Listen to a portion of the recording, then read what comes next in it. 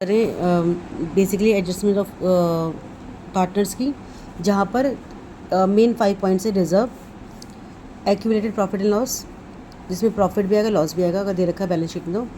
तो workman compensation reserve WCR बोलते हैं शॉर्ट में इसको, और एक होता है इन्वेस्टमेंट फ्लक्चुएशन रिजर्व जो कहते हैं IFR। यानी कि ये सब रिजर्व के पार्ट है। रिजर्व, WCR, IFR, ये 3 रिजर्व्स हैं जो आपको दिखेंगे बैलेंस शीट में। हालांकि हर चीज़ आपको बैलेंस शीट नज़र आने वाली है।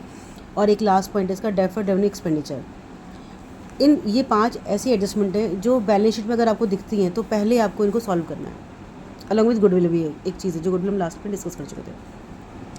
अब करना क्या है इसमें, जैसे आपको रिजर्व मिल रहा है, क्योंकि हम पढ़ क्या रहे हैं, हम पढ़ रहे कि अगर पार्टनर्स जो थे 3:2 में रेशियो डिवाइड करे थे, अब उन्होंने क्या किया, रेशियो चेंज कर दिया। अब उसने कर दिया 1:1 कर दिया।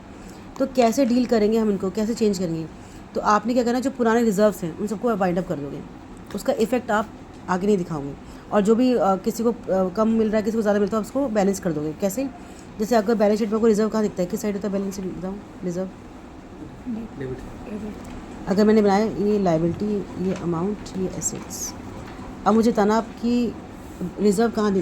डेबिट एसेट में आता है रिजर्व।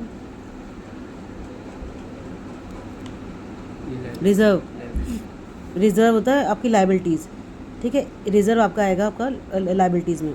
डेफर्ड यहाँ आता है रेवेन्यू एक्सपेंडिचर, ठीक है। अगर मैंने बोला एक्यूमुलेटेड प्रॉफिट लॉस कहाँ आएगा? प्रॉफिट है तो वो किस साइड जाएगा? प्रॉफिट यहाँ आता है। और लॉस का अगर मान लो कि या तो प्रॉफिट आएगा या लॉस आएगा, लॉस कहाँ जाएगा?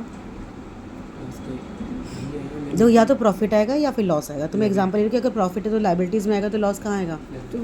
एसेट में आएगा, ठीक है। डेफर्ड रेवेन्यू एक्सपेंडिचर हमारा लॉस होता है। डेफर्ड रेवेन्यू एक्सपेंडिचर वर्ड आए, या फिर फिक्टिशियस एसेट आ जाए, या फिर एडवर्टीजमेंट एक्सपेंडिचर आ जाए, ये तीनों एक ही चीज़ होती हैं। यानी कि तीनों आ जाएंगी, एक ही चीज़ है तीनों, ठीक है। जो कहीं भी आएगी तो कहाँ जाएगी? वो एसेट में जाएगी, ठीक है।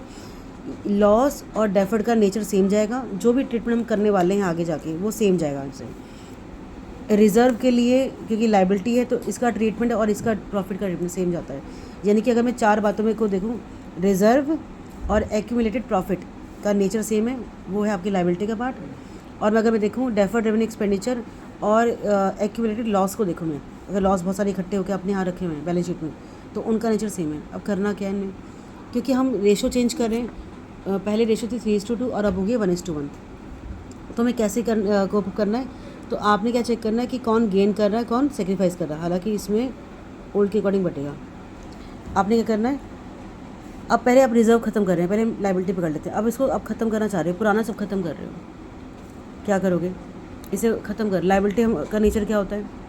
लायबिलिटी अगर बढ़ती है तो क्रेडिट होता है। शाबाश, वेरी गुड। सही है। हाँ, और कम होती है तो डेबिट होता है। ठीक है। अब मैं रिजर्व खत्म कर रही हूँ, क्या करूँ? Very good. तो आप क्या लिखोगे? Reserve account debit to old partners, और ओल्ड रेशो आ जाएगी क्योंकि हम पुराना सब खत्म कर रहे हैं। Old partners capital account in old ratio. तो पहली चीज़ आपने क्या की, आपने रिजर्व खत्म कर दिया। क्योंकि आप जो पुराना आपने क्लब किया था 5 साल का, 4 साल का, आप कह रहे हैं क्योंकि हमारी फर्म चेंज हो रही है, हमने रेशो चेंज कर लिया, 1:1 कर दिया, तो आप पुराना सब कुछ खत्म कर दोगे ताकि उसका बेनिफिट उनको उस साल का मिल जाए। और उसके बाद नया बनाओगे रिजर्व नए रेशो से। तो आपने क्या किया, रिजर्व खत्म कर दिया। रिजर्व लायबिलिटी जो है वो रिजर्व के अंडर में आती है। लायबिलिटी का नेचर आपने बता दिया, जब बढ़ता है तो क्रेडिट होता है, जब घटेगा तो डेबिट होगा। तो अब यहाँ पे वाइंड अप कर रहे हो उसको। तो reserve to old partners capital account old ratio हो गया। अच्छा, ऐसे बोलो कि अगर एक्यूमुलेटेड प्रॉफिट एंड लॉस है और प्रॉफिट हो रहा है आपको, प्रॉफिट कहाँ आएगा? प्रॉफिट का एक वर्ड आता है बेटा, वहाँ पे लिख के आएगा प्रॉफिट, या तो प्रॉफिट लिखा होगा या लिखा होगा CR। ये पूरी लंबी कहानी दे रखी होगी आपको, एक्यूमुलेटेड प्रॉफिट एंड लॉस, और लिखा होगा CR क्रेडिट। मतलब आप समझना कहाँ आएगा, वो प्रॉफिट है, वो प्रॉफिट है। अब आप प्रॉफिट खत्म कर रहे हो या बांट रहे हो, तो कैसे बटेगा? तो वो लायबिलिटी में आ रहा है तो सेम ही होगा। सेम होगा। तो आप कह रहे हैं मैम जो आपने किया ना रिजर्व वाला, आप दोबारा लिख दो एक्यूमुलेटेड, हाँ, profit and loss old ratio, और यहाँ लिख दो प्रॉफिट, एक्चुअली बेसिकली प्रॉफिट है ना, to old ratio, old partners capital.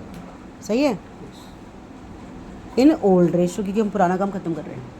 इतनी सी समझ में आ गई। अब आते हैं नीचे पकड़ते हैं डेफर्ड का, और अगर आता है एक्यूमुलेटेड प्रॉफिट एंड लॉस के लिए लॉस आता है, या लिखा होगा accumulated profit and loss debit side. तो DR लिखा हो तो वो लॉस है, CR लिखा तो प्रॉफिट है। समझ गए? तो कई बार आपको DR CR से भी दे रखा होगा, तो आप समझ जाना कि वो प्रॉफिट दे रखा है कि लॉस दे रखा है। अब मुझे बताओ कि आप डेफर्ड रेवेन्यू एक्सपेंडिचर एसेट है, लॉस है वो, Asset- लॉस की तरह है। एसेट अब आप एसेट का नीचे पकड़ो। एसेट अगर बढ़ता है तो डेबिट होता है हम्म। और क्रेडिट होता है, तो एसेट अगर कम होता है तो वो क्रेडिट होता है। अब हम क्या कर रहे हैं, इसको खत्म कर रहे हैं, खत्म कर रहे हैं राइट ऑफ तो कर रहे हैं इसे, तो credit। इसकी एंट्री क्या होगी बताओ।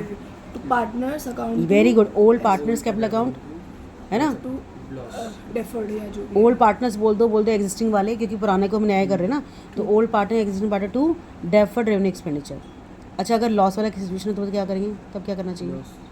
लॉस करने भी अगर मैंने बोला कि एक्यूमुलेटेड प्रॉफिट एंड लॉस का डेबिट दे रखा है तो लॉस हो गया वो, तो उसकी एंट्री भी सेम ही जाएगी। और रेशो कौन सी थी इसमें, ओल्ड रेशो।